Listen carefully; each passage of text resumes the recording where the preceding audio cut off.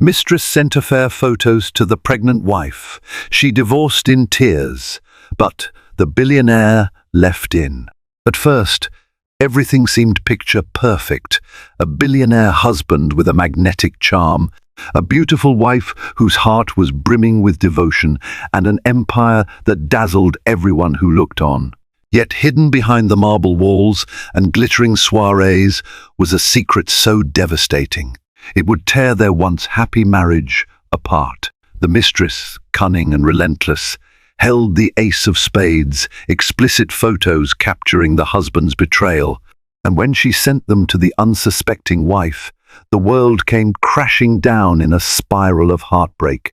This is a cautionary tale of power, obsession, shattered trust, and the painful regret that followed.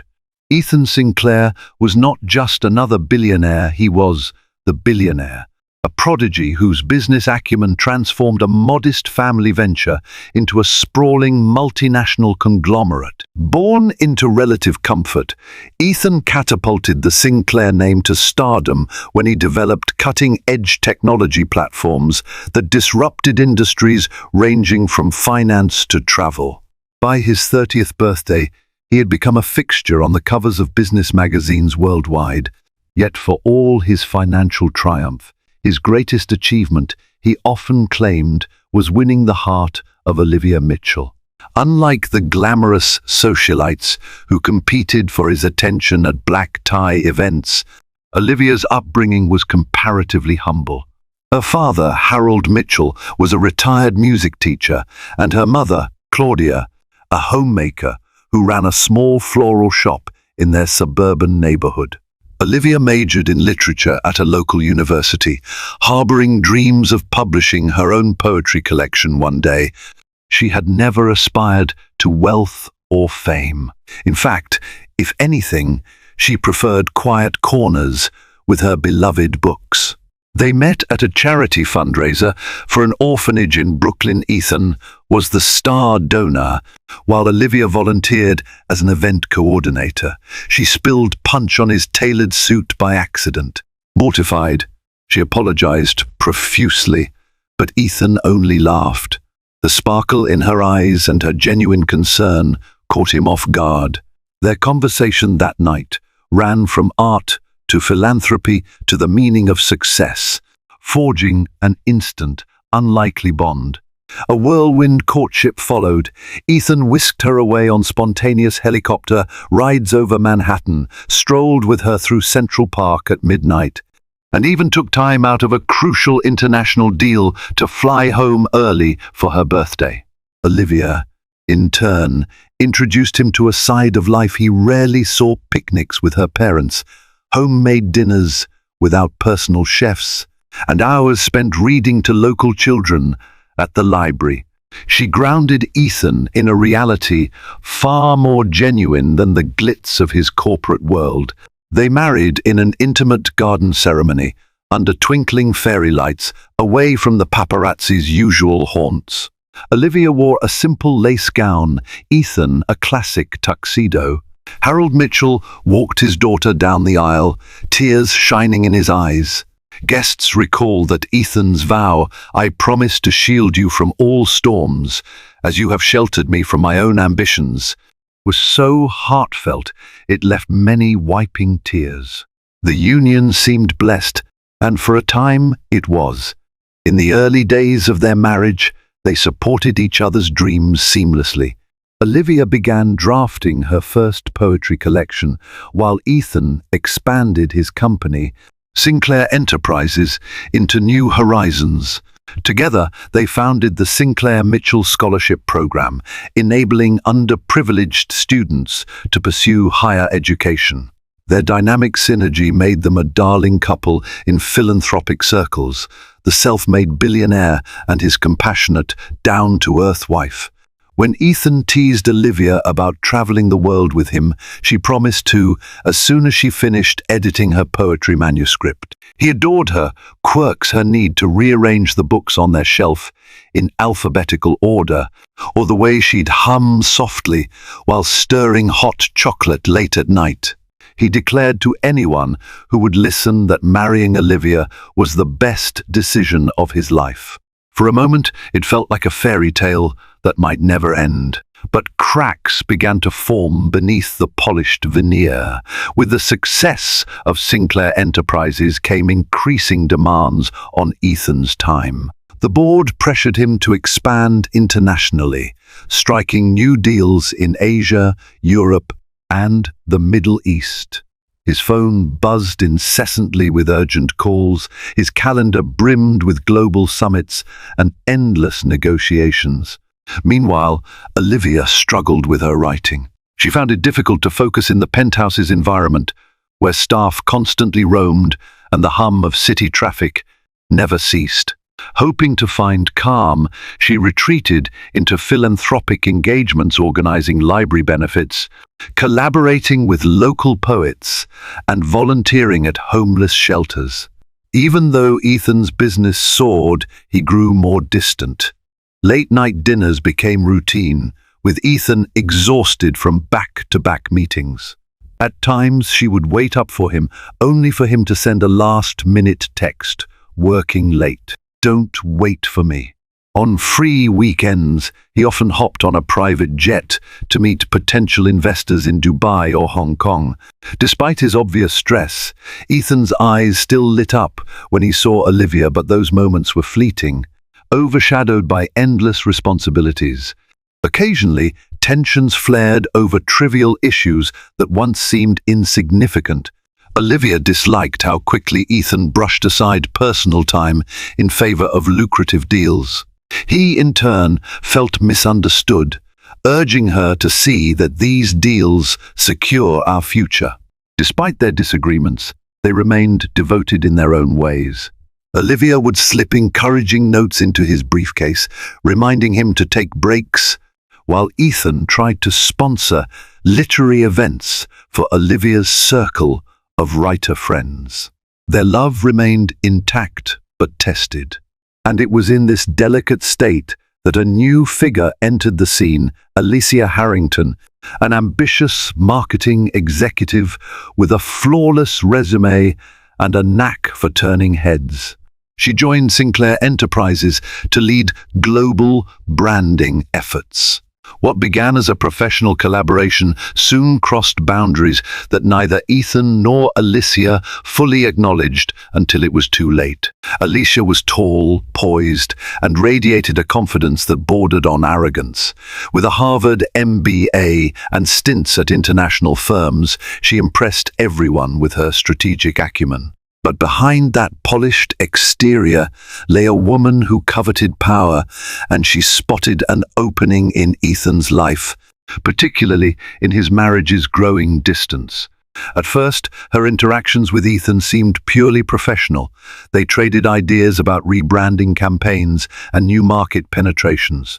Alicia's suggestions often garnered immediate results, which Ethan appreciated. In private, he teased her about her unwavering drive, as if glimpsing a reflection of his younger self. Alicia, for her part, flattered him, praising his vision and empathizing with the lonely burden of leadership. Though Ethan cared for Olivia deeply, he found it refreshing to talk shop with someone who matched his corporate fervor. Alicia found subtle ways to make him linger, an after-work coffee to discuss an upcoming launch, or an impromptu brainstorming session during a late evening at the office. If Olivia texted or called during those times, Ethan often ignored it, assuming it could wait. But the illusions of harmless camaraderie eroded when a corporate event in Paris led to a casual dinner, which led to a walk along the Seine and a stolen kiss. Guilt gnawed at Ethan's conscience, yet the excitement of Alicia's brazen confidence and their shared ambition pulled him closer. When they returned to New York, their clandestine meetings continued, sealed by hushed phone calls and fleeting touches in hidden corners of the office. Ethan tried to rationalize the affair. "It's just physical," he told himself.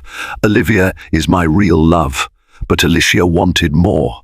As she inserted herself deeper into his life, she realized that if she played her cards right, She could occupy a space beyond a mere fling. With each passing day, the cracks in Ethan's marriage to Olivia widened gaps Alicia was eager to exploit. Life in the Sinclair penthouse took on a tense hush. Olivia sensed a shift in Ethan's behavior before she had any tangible proof of his betrayal. He was more guarded, often avoiding eye contact when she asked about his day. He became defensive whenever she inquired about his late nights. Where once he spoke freely of upcoming deals, he now resorted to vague references about company obligations. Despite her nagging instincts, Olivia tried to trust him. She knew the business expansion demanded tremendous energy. She also remembered the times he'd shown up with small surprises, like the cappuccino from her favorite cafe, or a rare first-edition novel of her favorite poet, Derek Walcott. She clung to these gestures as evidence that her husband still cared, determined to dismiss the creeping sense that something was amiss. Yet the city's social circles buzzed with rumors. At a recent gala for the Metropolitan Museum of Art, a friend of Olivia's, Clarissa Bingham, whispered that Ethan and Alicia had been seen together, looking far too cozy at a swanky lounge downtown. Olivia refused to believe it, chalking it up to vicious gossip targeting the billionaire couple. But the whispers multiplied. Even the tabloids ran photos of Ethan and Alicia stepping out of a private elevator, though they framed it as standard corporate outings. Trying to quell her doubts, Olivia invited Ethan to a romantic weekend trip to their beach house in the Hamptons. To her surprise, he agreed, and they drove out together, leaving the city's frenetic energy behind. For a fleeting moment, the two rediscovered the love that first bound them. They walked barefoot along the shore, held hands during sunset, and reminisced about that long-ago night of spilled punch. Ethan's walls lowered, and he admitted he felt overwhelmed by managing global expansions. Olivia promised to support him however she could. That single weekend felt like a fragile promise of reconciliation, but upon their return, Alicia ramped up her presence. She insisted she and Ethan finalize a strategic branding project for Asia, requiring multiple work dinners and extended hours at the office. Each urgent request ate into Ethan's personal time.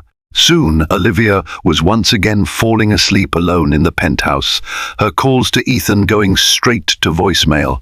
Behind the scenes, Alicia's patience had run thin. She realized that despite their nights of passion, Ethan hesitated to fully commit to her. The final straw came when she discovered that he'd spent the weekend in the Hamptons with Olivia, a romantic getaway Alicia believed should have been with her. Fueled by envy, she told her best friend, Fiona Reyes, "I'm done waiting. If Ethan won't make a choice, I'll force his hand." A plan took shape in Alicia's mind. If Ethan refused to openly leave Olivia for her, perhaps she could sabotage the marriage entirely. She began discreetly collecting evidence of their affair: photos, text messages, receipts for secret rendezvous. Her confidence soared, certain that once Olivia saw these incriminating pieces, the resulting shock would tear them apart. And if Olivia divorced Ethan, Alicia reasoned, what would stop him from making her the next Mistress Sinclair? As Alicia orchestrated her plan, Ethan remained in denial. He convinced himself that everything was under control, that no one would find out, and that he could juggle two worlds indefinitely. Yet destiny spun its wheels with a vengeance, preparing a catastrophic collision that would forever alter the Sinclair marriage and the illusions each party clung to. It happened on a rainy Tuesday afternoon, a day that began like any other. Olivia was at home editing the final proofs of her poetry manuscript, eager to finalize it for submission. The patter of rain against the floor-to-ceiling windows provided a soothing backdrop. She thought about messaging Ethan, but decided to wait until after work hours. He hated being distracted in meetings. Around noon, the doorman called to say a courier had arrived with an urgent envelope for Miss S. Sinclair. Thinking it might be something related to her poetry or a philanthropic event, Olivia headed downstairs to retrieve it. The courier, wearing a dark jacket, handed her a plain brown envelope with no return address, then left without a word. She opened it in the living room, curiosity turning to dread as she realized it contained printed photographs. The first showed Ethan sitting in a plush restaurant booth, with Alicia leaning toward him intimately. The next depicted them kissing in a dimly lit corridor. Subsequent images were even more explicit. Ethan and Alicia leaving a hotel, arms wrapped around each other, obviously in the flush of passion.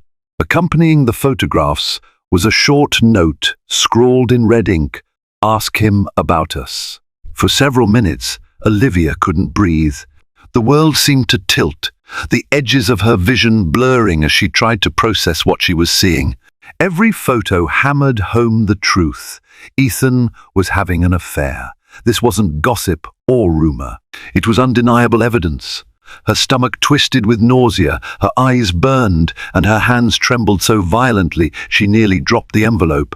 Devastated, she called Ethan's phone repeatedly, but it went to voicemail. She left a single message, voice quivering, "Ethan, I need you to come home, right now." Then she collapsed on the sofa, tears flowing freely.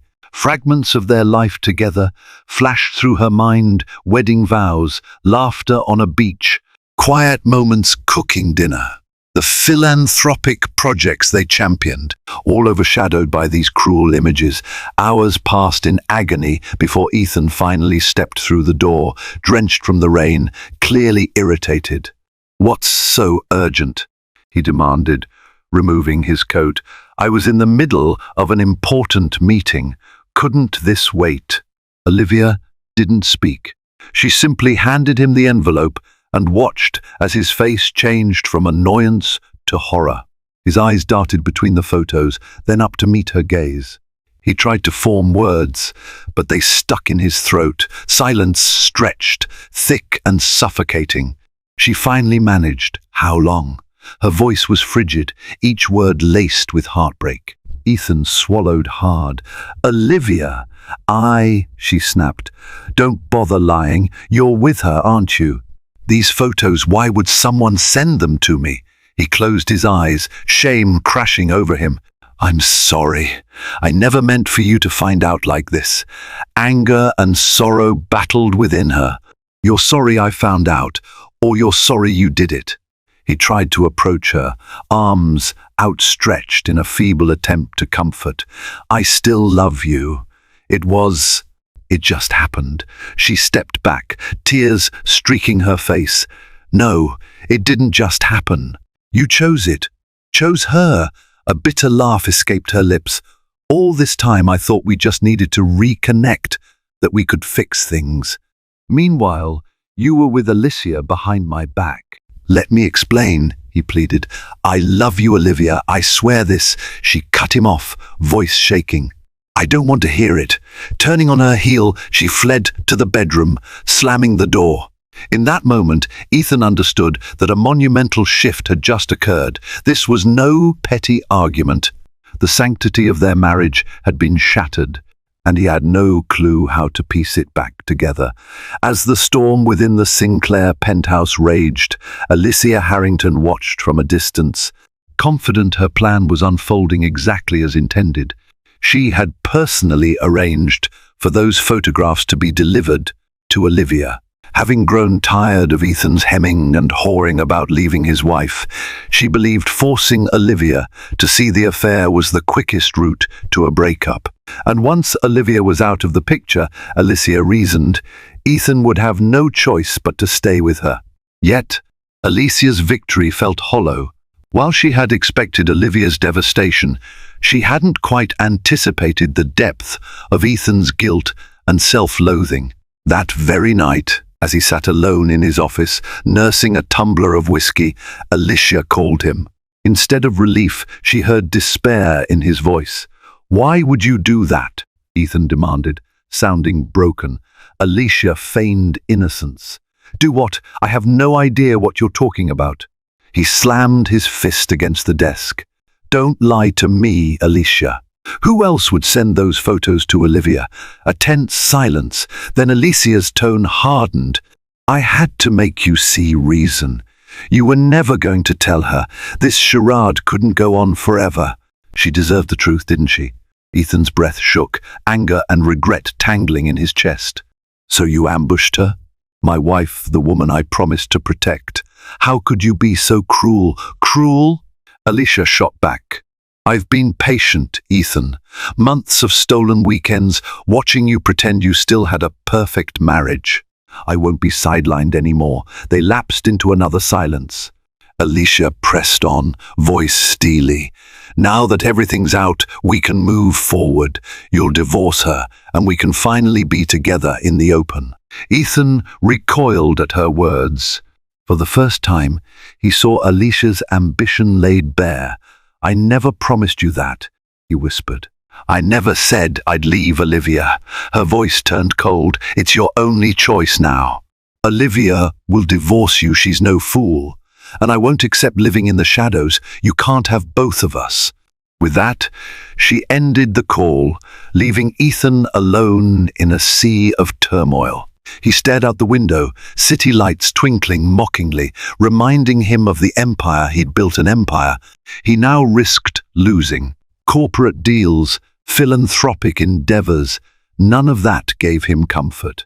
He realized with growing dread that Alicia had orchestrated the perfect trap by forcing the affair into the open.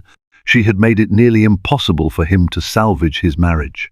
But another part of Ethan simmered with anger at her manipulation. He understood that Alicia might be talented, yes, but she was also calculating, willing to crush others for her own gain. He felt used, even if he was complicit in the affair. For the first time since it began, he saw clearly that his fling with Alicia was less about love and more about excitement, power, and a momentary escape from the strains of married life. Meanwhile, Olivia prepared to take the hardest step of her life. She locked herself in the guest bedroom, ignoring Ethan's pleas through the locked door. As dawn broke, she packed a small suitcase, refusing to meet his eyes. Without a word, she summoned the elevator and left. Over the next few days, she sought solace at her parents' modest home in Connecticut, collapsing into her mother's arms in tears, confessing it all. Harold Mitchell, once so proud of his wealthy son-in-law, was livid. Claudia tried to remain calm but couldn't hide her heartbreak. We trusted him, she whispered, voice cracking. If Alicia thought her victory was complete, she overlooked one crucial truth. Heartbreak often transforms people in unpredictable ways. In forcing Ethan's hand, she had also stirred his conscience, lighting a fuse that would ultimately endanger her own ambitions. For regret, once awakened, can be more potent than desire. Days stretched into a week of seething pain for Olivia. She moved about her parents' house in a daze, her eyes often swollen from crying. Harold and Claudia gave her space, occasionally urging her to eat, but she rarely touched her food. She replayed every moment of her marriage in her head, wondering when Ethan had stopped loving her, or if he ever truly had. Even though a part of her still yearned for him, she knew she couldn't remain in a marriage built on deception. Piling on the torment, tabloids exploded with headlines, Sinclair billionaire's alleged affair exposed. Paparazzi lingered around the suburban neighborhood, snapping pictures of a distraught Olivia stepping onto the porch. Clarissa Bingham, the socialite who had first warned Olivia about rumors, was sympathetic. I'm so sorry, dear, she wrote in a text. If you need anything, let me know. But no amount of sympathy fixed the betrayal. After a particularly restless night, Olivia decided she had to face Ethan officially. She phoned a reputable divorce attorney, Marcia Rowland, recommended by a close friend. Marcia listened carefully to her story and suggested that step one was a direct conversation about divorce terms. At some point, Miss Sinclair, if you choose to keep the name, you'll have to meet him. We can't finalize anything without a discussion. Olivia's throat tightened. She'd known this was coming, but hearing it stated plainly felt like a physical blow. I want no contact, she insisted. I don't even want his money. I just want out. Marcia's voice remained calm. I understand the sentiment, but be careful. You contributed to his success, provided emotional support, and set up philanthropic structures together. It's within your rights to seek a fair settlement. Olivia's tears welled again. Fine, she managed. Whatever you think is best. A meeting was arranged at Marcia's office in Midtown. Ethan arrived first, looking haggard, dark circles under his eyes. He seemed to have aged a decade in a single week. Clad in a tailored suit, he emanated tension rather than confidence. Marcia ushered them into a private conference room, her calm demeanor reminiscent of a skilled diplomat. The moment Olivia entered, Ethan rose, but she refused to meet his gaze. She seated herself opposite him at the long table. Marcia began by stating the purpose of the meeting discussion of a potential divorce settlement. Before she could proceed, Ethan interjected, voice trembling. "Olivia, please, can't we talk privately first? I made a mistake, a massive one, but I don't want to lose you." She stared at the polished tabletop. "It's too late," she whispered, her voice laced with betrayal. "I can't trust you again, Ethan." He reached across the table, but she pulled away. "I never wanted this," he insisted, anguish carving lines into his features. "I was an idiot, letting Alicia get close. It was about business, then turned into something else. It was. I don't even have an excuse. But I do love you, stop." Her voice quivered. "If you loved me, you wouldn't have done this." Silence settled, thick and oppressive, until Marcia respectfully cleared her throat. "We should address settlement specifics. Miss S. Sinclair, Olivia, how do you wish to proceed?" "I want a clean break," Olivia said firmly, though tears glistened in her eyes. "We can discuss the philanthropic programs we started. I want those to continue, but I don't want anything else from him." Ethan's eyes flashed with despair. "Don't say that. I want to protect you, even if you can't forgive me. I want you to have financial security." "I'm not your charity case," she snapped, swirling with pain. "I was your wife." Marcia gently pivoted to legalities, explaining that a divorce could be filed on grounds of adultery, which would make settlement negotiations more straightforward. Ethan agreed to sign anything to expedite the process. His contrition was raw, and he saw no point in prolonging her agony. The meeting ended with tears in Olivia's eyes and desperation in Ethan's. As they left the building, Ethan tried one last time to talk to her. Standing on the sidewalk, buffeted by city noises, he pleaded, "Olivia, I regret every moment I hurt you. I don't deserve your forgiveness, but if there's any chance—" She shook her head, tears sliding down her cheeks. "There isn't," she whispered. "Goodbye, Ethan." News of the impending divorce exploded across media outlets. Sinclair divorce, billionaire's marriage crumbles amid infidelity. The tabloids had a field day, photographing a tearful Olivia exiting Marcia Rowland's law office and capturing Ethan's haunted expression as he sped away in a limousine. Social media erupted, with hashtags like #SinclairScandal trending worldwide. Armchair observers debated whether Olivia would walk away with a massive settlement or if Ethan's affair signaled a deeper corporate meltdown. Investors in Sinclair Enterprises fretted over potential reputational damage, spurring a drop in the company's stock price. Board members hounded Ethan for reassurance, but he was too consumed by personal remorse to manage the crisis effectively. The next days were torture for him. Alone in his penthouse, once filled with Olivia's laughter, he roamed from room to room, haunted by her presence. He recalled how they'd slow danced in the living room after a successful charity event, or how she'd curl up with a book by the window. Now every corner was saturated with memories and regret. Alicia tried to reassert her place in his life. She sent messages, called repeatedly, even showed up at his office with coffee. But Ethan was no longer dazzled by her. If anything, he resented her for the cold calculation that had brought everything to light. In a heated confrontation one morning, she cornered him after a corporate meeting. "Ethan, you haven't responded to my calls," she said, trying to keep her voice calm despite her frustration. "We need to discuss the future." He fixed her with a weary stare. "There is no future for us, Alicia. You destroyed my marriage, and I let you. But it ends here." She bristled, crossing her arms. "I gave you everything you needed: support, strategic insights, and genuine affection. And you blame me?" He wanted to laugh bitterly. "You orchestrated sending those photos to my wife. You forced this confrontation. Now I've lost Olivia, and I have no illusions that you did it out of love. You did it for your own ambition, a flare of anger. You think I'm just some power-hungry opportunist?" He stepped away, voice hollow. "I think you knew exactly what you were doing, and I hate myself for ever letting it happen."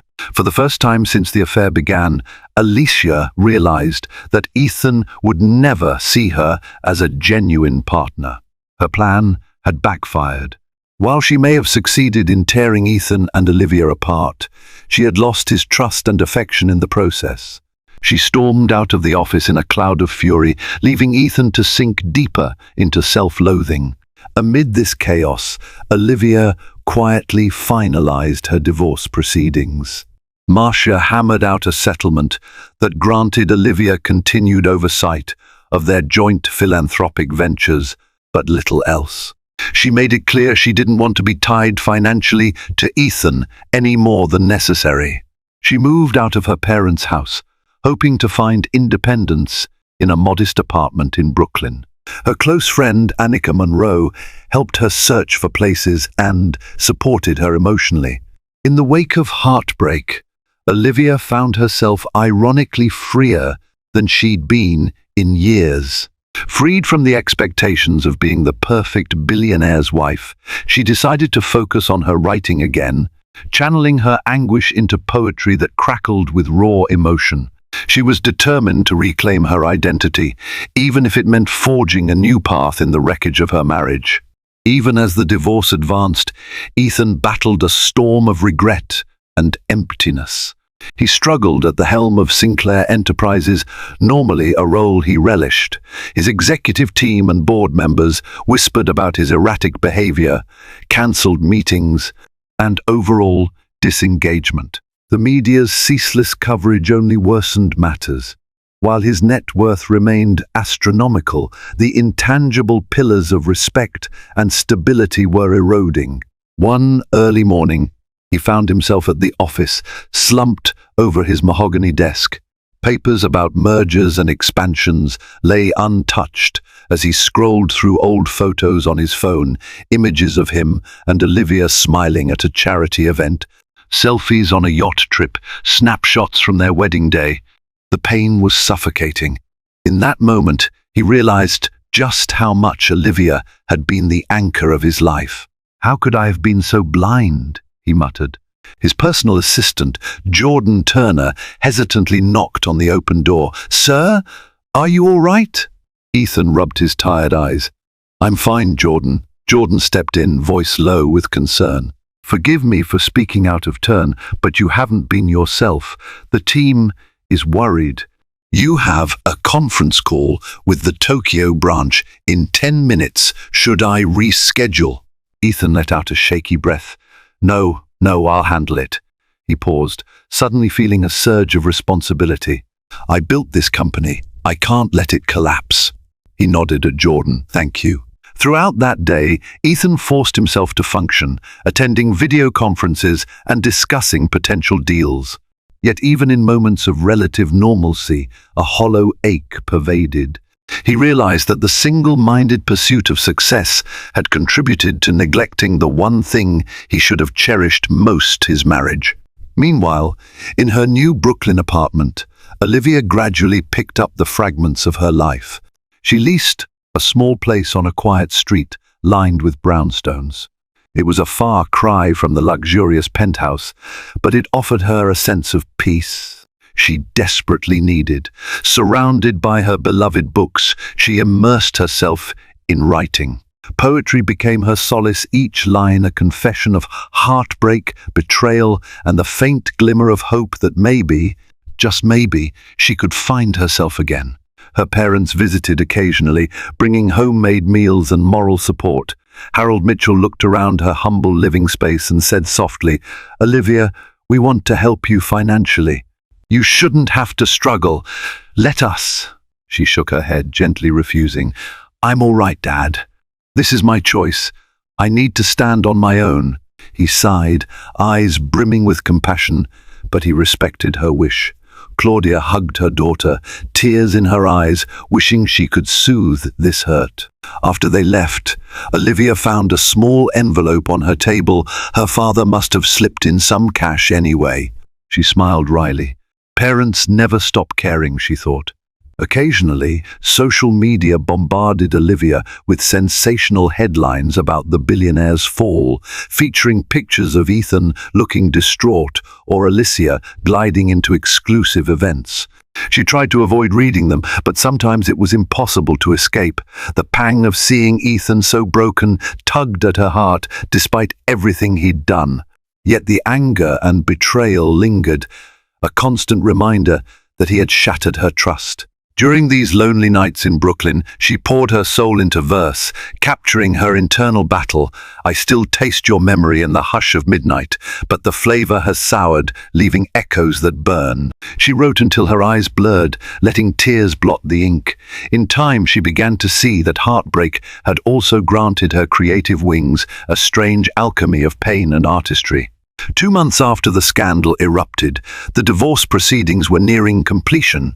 The major terms division of assets, philanthropic responsibilities were agreed upon. The final hearing was set for the following week. Olivia, though still wounded, felt a sense of closure approaching.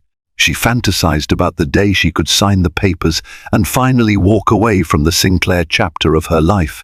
Her friend, Annika Monroe, suggested a short getaway to clear her mind. "You need a break from this city," Annika urged. "A change of scenery might spark new inspiration and help you heal." Olivia hesitated, but eventually agreed to a weekend retreat at a tranquil cabin in upstate New York. Tucked away amid tall pines and a shimmering lake, the cabin provided the solace she craved. No paparazzi, no city clamor, just the gentle rustle of leaves and the distant cry of loons.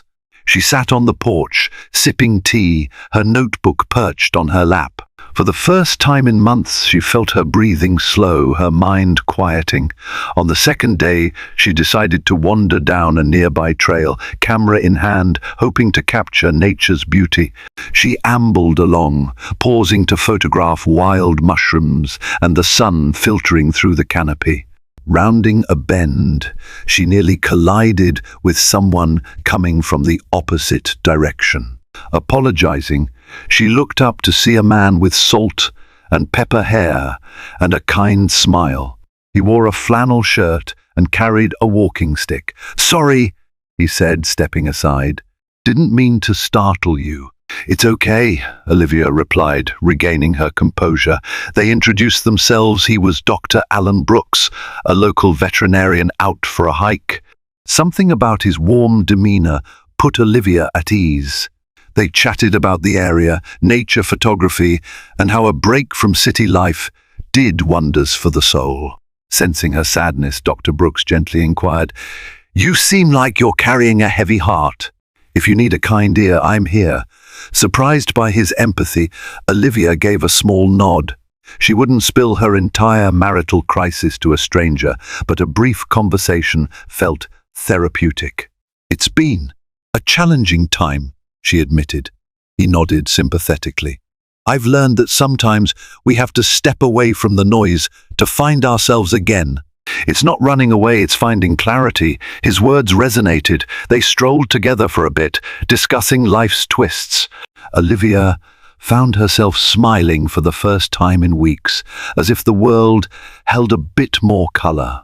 There was no romantic spark, she wasn't ready for anything like that, but a sense of human connection warmed her heart. After parting ways, she realized she felt lighter. Maybe there was a path forward, one that didn't revolve around her shattered marriage. Back in the city, Ethan grappled with his own remorse. He avoided Alicia Harrington, made some changes at work to distance himself from the marketing department. She headed and focused on stabilizing the company. Late at night, he perused the philanthropic proposals he and Olivia once championed, feeling a pang of regret for how he'd let arrogance overshadow the woman who'd stood by him. He discovered that one of their scholarship recipients, a young poet named Rachel Yates, had recently published a piece praising Olivia for her mentorship and generosity. "I owe my journey to Miss S. Olivia Sinclair," the poem read. "She believed in me when no one else did." Ethan felt tears prick his eyes, recalling how fiercely Olivia supported young talent. Where Alicia seemed driven by power, Olivia was motivated by compassion. In that moment, he realized just how badly he wanted to fix things. But the divorce was almost finalized, and he doubted Olivia would ever forgive him. The time for regret might have come too late. The day of the final divorce hearing dawned overcast, matching the somber tone of the occasion. Olivia arrived at the courthouse flanked by her attorney, Marcia Rowland, and her friend Annika. She wore a simple black dress, her hair neatly tied back, determined to project composure despite the inner turmoil.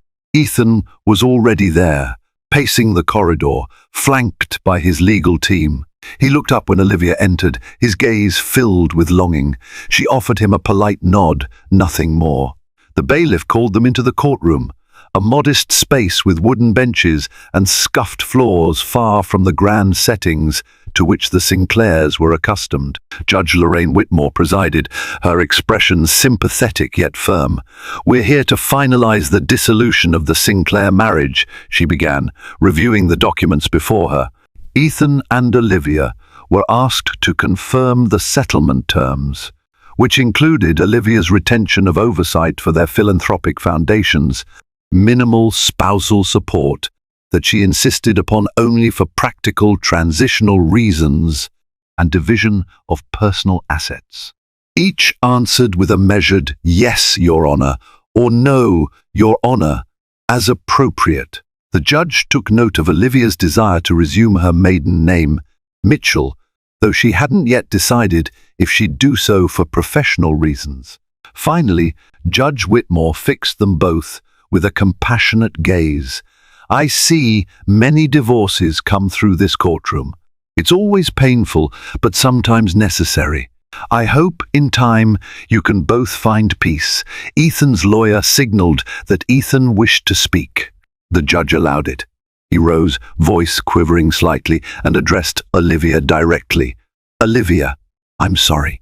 I know words can't mend what I've done, but I want you to know that I cherish every moment we had. And if there's anything I can do to help you, even after this, I will." The courtroom hushed. Olivia's eyes glistened, but her expression remained resolute. "Thank you," she managed softly. "I hope you find a way to be happy, Ethan. And I hope I will too." The judge nodded. "If there's no further business, I will grant the divorce, effective immediately." Court is adjourned. A single bang of the gavel sealed the end of their marriage. In that instant, Olivia felt both a crushing sadness and an odd relief. The bond she'd once treasured above all else was now officially severed. Ethan glanced at her, with regret etched into every line of his face, but said nothing more. Outside, paparazzi waited, eager for photos of the newly divorced billionaire couple. Security personnel shielded Olivia from the onslaught, guiding her and Annika into a waiting car. Inside the safety of tinted windows, Olivia finally allowed a sob to escape, tears rolling freely down her cheeks. "It's truly over," She felt a swirl of heartbreak and uncertain freedom. Meanwhile, Ethan retreated to his own limousine, the media snapping frantically. His driver navigated them away from the courthouse, but the cameras followed. Resting his head against the cool leather seat, Ethan closed his eyes. Despite the finality of the decree, his heart refused to accept it. He had signed the papers, but regret was a slow poison he knew he'd carry for a long time to come. Life carried on in the aftermath of the Sinclair divorce, but not without repercussions.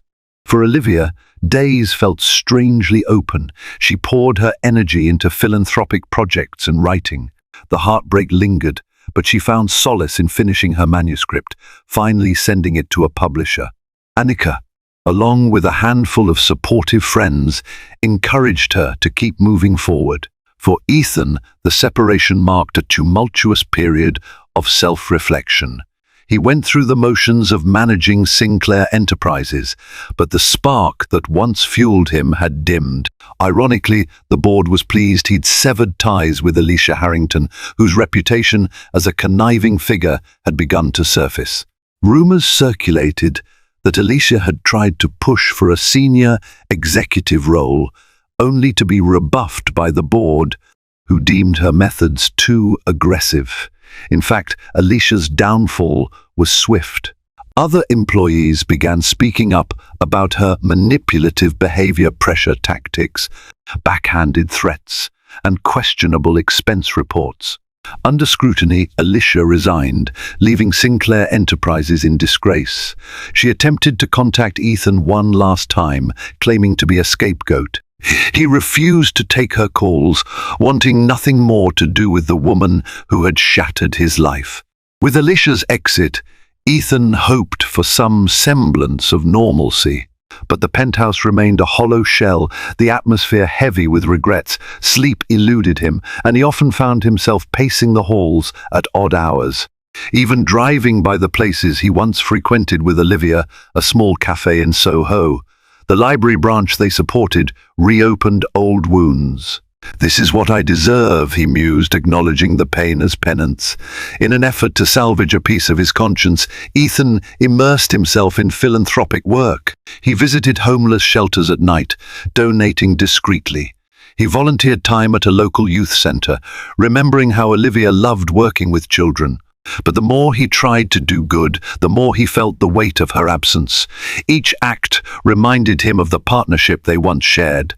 Meanwhile, in Brooklyn, Olivia's emotional scars slowly healed. She kept in touch with Marcia Rowland, not for legal reasons but for advice on safeguarding her new independence.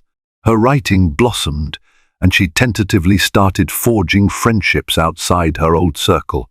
At times, she felt a phantom ache for Ethan's presence, recalling fleeting moments of genuine love.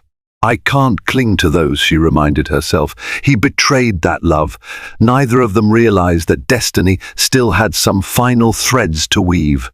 A critical choice lay before them: remain trapped by bitterness, or find a path to forgiveness of themselves. If not necessarily of each other, months slipped by.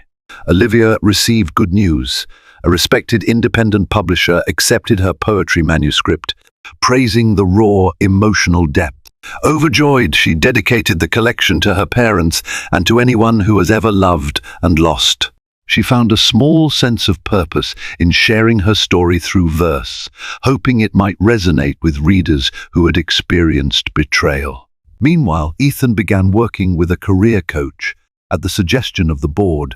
The coach, Maurice Jenkins, was a straightforward man who wasn't intimidated by powerful clients. He asked Ethan bluntly, "Are you prepared to remain stuck in regret, or do you want to find a healthier approach?" Caught off guard by the directness, Ethan admitted he was tired of his own self-pity. Maurice recommended personal counseling, something Ethan had never considered.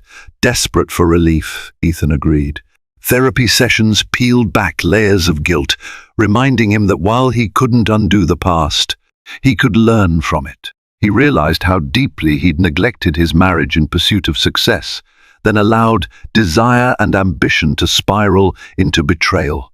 During one session, the therapist asked, "Is there anything you'd like to say to Olivia, if you could?" Tears gathered in Ethan's eyes. "I'd tell her that I'm sorry. Not just for the affair, but for not cherishing her, for letting my ego overshadow our relationship. Then write it down," the therapist suggested. "Whether you send it to her or not, put your feelings on paper. Sometimes that's the first step toward closure." So Ethan wrote. For hours one evening, he poured raw honesty into a letter, how much he missed her smile, how her unwavering kindness used to center him, how he regretted chasing fleeting thrills instead of nurturing their love. He sealed it in an envelope and placed it in a drawer, uncertain whether to mail it. But the act alone felt like a tiny measure of catharsis. During this period, Olivia's poetry gained modest acclaim. She was invited to do a reading at a literary cafe in Manhattan. Nervous yet excited, she stood before a small audience, reciting verses that spoke of heartbreak, healing, and self-discovery. She fought back tears upon finishing, only to be met with applause. Among the clapping hands, she spotted a familiar figure, Clarissa Bingham, who beamed with pride. Later that night, as Olivia left the cafe, Clarissa approached her. "That was beautiful," she said. "I'm so proud of you. It takes courage to lay your soul bare." Olivia thanked her softly. Clarissa hesitated, then added, "I know you might not want to hear about Ethan, but I've seen him recently at a few events. He looks miserable, Liv, genuinely haunted." A pang of sympathy twisted in Olivia's chest, but she forced a small smile. "I appreciate your concern. I can't let myself dwell on him. It hurts too much." Clarissa nodded. "I understand. But if you ever want to talk about it, or if you need to know something, you can trust me." Olivia thanked her again, though she doubted she'd ever want more details. As she walked home in the crisp evening air, she realized that while the pain lingered, she no longer woke up every day feeling paralyzed by grief. She had grown stronger. Perhaps that was the best closure she could hope for. Fate, however, often has a knack for orchestrating unexpected meetings. One afternoon, Olivia was at the Sinclair Mitchell Scholarship office. She had retained a role overseeing its direction even after the divorce. A new batch of students was being considered, and Olivia's input remained invaluable. While reviewing applications, the receptionist buzzed in. "Missed in. Mitchell, Ethan Sinclair is here to discuss the scholarship's budget." Heart-pounding, Olivia composed herself. She couldn't refuse him. It was as much his scholarship as hers. Steeling her nerves, she agreed to see him, reminding herself to remain professional. Ethan entered, looking weary but sincere. He offered a small, uncertain smile. "Thank you for seeing me." She gestured to a chair. "Let's keep this brief. What do you need?" He swallowed. "The board suggested raising the scholarship fund. Given our improved financial outlook, I wanted to get your thoughts." He handed her a detailed proposal. She scanned it, forcing herself to ignore the memories that threatened to resurface. Their meeting was uncomfortably cordial, strictly business, with neither acknowledging the emotional landmines between them. When they concluded the formalities, Ethan lingered. "I'm glad you're still involved here," he said softly. "Your passion for these students was always inspiring." She nodded curtly. "It was important to me." A pause stretched. He looked at her with an expression of longing mixed with regret. "Olivia, I know it's not my place, but could we possibly talk sometime? Properly?" Her heart thumped in her chest. She recalled the betrayal, the tears, the humiliating photos. The old wounds ached. Yet she also remembered the sound of his laughter, the way he'd gently tuck a stray hair behind her ear. "No," she told herself, "this conversation changes nothing." She responded, voice steady, "I don't think that's a good idea." He gave a hollow nod. "I understand." Rising, he left quietly, leaving behind the faintest trace of cologne she once found comforting. That night, Olivia wrestled with conflicting emotions. She yearned to move forward, yet felt a curious pang at the thought of Ethan's haunted eyes. She told herself it was just residual attachment after all. You can't spend years loving someone and then feel nothing. But she also reminded herself how deeply he'd hurt her. At the same time, Ethan sat in his penthouse, the letter he'd written to Olivia in his hands. He contemplated mailing it, or perhaps handing it to her directly. But a suffocating fear of rejection held him back.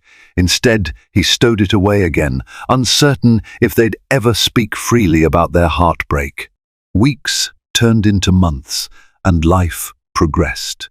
Olivia's poetry collection, Scars and Sunrises, launched, garnering heartfelt reviews. She traveled for small readings, finding a world of supportive fellow writers and grateful readers. Each appearance reminded her of her capacity to rebuild, to stand on her own. Ethan, while regaining control at Sinclair Enterprises, carried regret like a permanent scar. He expanded the scholarship program significantly in Olivia's honor, though it felt hollow without her enthusiastic partnership. He continued therapy, attempting to find meaning in his mistakes. You can only atone by becoming a better man, his therapist often reminded him. From a distance, they each tried to find new normalcy. Occasionally, Olivia would hear about Ethan's philanthropic gestures, or she'd see a social media post featuring him at a youth center ribbon cutting. On rare occasions, their paths crossed at charity events, but they maintained polite distances. A few times, fleeting eye contact occurred, a silent acknowledgement of what once was, and what was forever lost. Eventually, the question of Alicia Harrington faded from public discourse. She'd vanished from high society, rumored to be working for a smaller firm overseas. The scandal had died down, replaced by the next wave of sensational headlines. Olivia was grateful for the reprieve, relieved that the world had moved on. And then came a day cold and drizzly when Olivia was heading to a meeting about the Scholarship Foundation. She parked near a quiet downtown street and began walking, umbrella in hand, lost in thought. Suddenly, she heard a familiar voice calling her name. She turned to see Ethan jogging through the drizzle, no umbrella, hair plastered to his forehead. "Olivia," he gasped, slightly out of breath. "I saw your car. Please just give me 1 minute."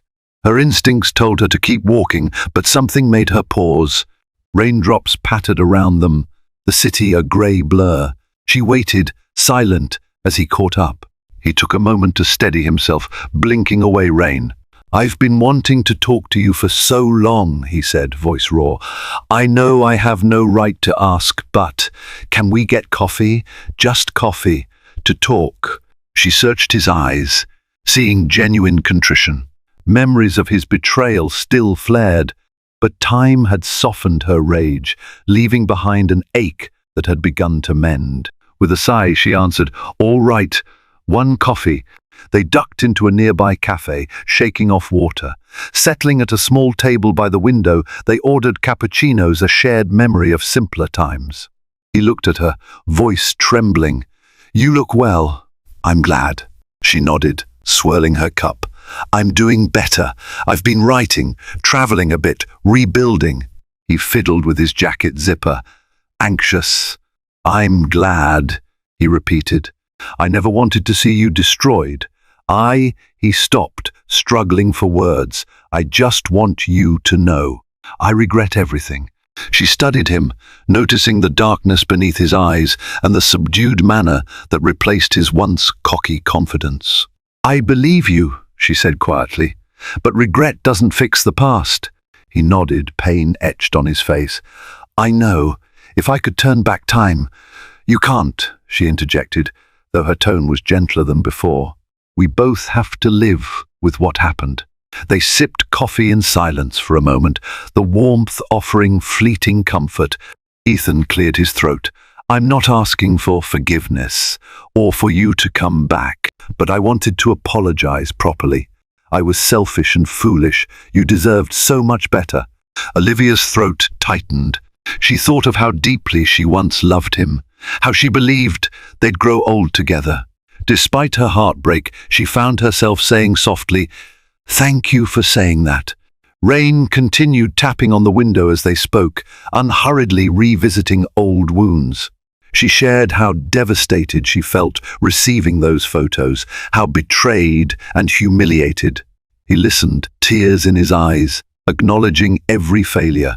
He confessed that he'd let ambition cloud his judgment, that Alicia's cunning flattery exploited his weaknesses. In the end, they both wept quietly, a strange mix of sorrow and relief filling the space. Neither expected reconciliation. Olivia's heart had moved on, forging a new life, but the conversation offered a measure of closure, a chance to speak truths unfiltered by anger or guilt. When they finished, Ethan wiped his eyes, a shaky smile forming. "Thank you for letting me say all of this. I hope you find happiness." She exhaled slowly, feeling a weight lift from her chest. "I hope you do too, Ethan." They parted outside, the rain having eased to a drizzle. He offered a tentative handshake, which she met with a bittersweet smile. Then they walked in opposite directions, each stepping into a future forever shaped by a past that couldn't be undone.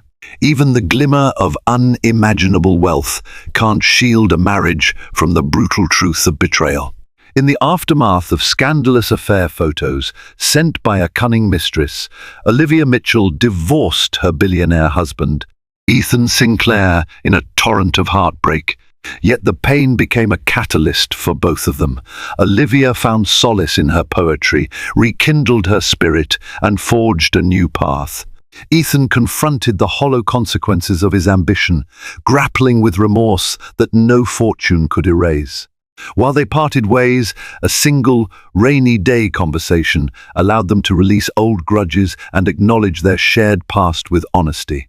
Sometimes, closure arrives not as a neat, happy ending, but as a fragile acceptance of what's lost and a whispered hope for what still lies ahead.